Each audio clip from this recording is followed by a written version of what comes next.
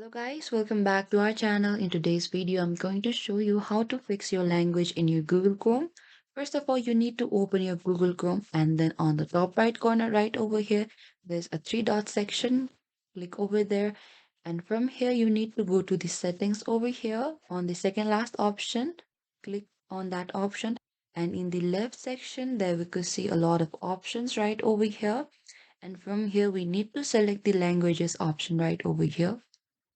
And after that, here we could see there's an option for English and you have three options. So you can simply select by adding the languages right over here.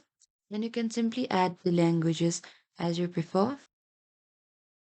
And after that, what you need to do is add in this option and that is how you can fix or add any languages in your Google Chrome. Thank you for watching this video. I hope I could help you. Don't forget to like, subscribe, and hit the bell notification icon for more upcoming uploads.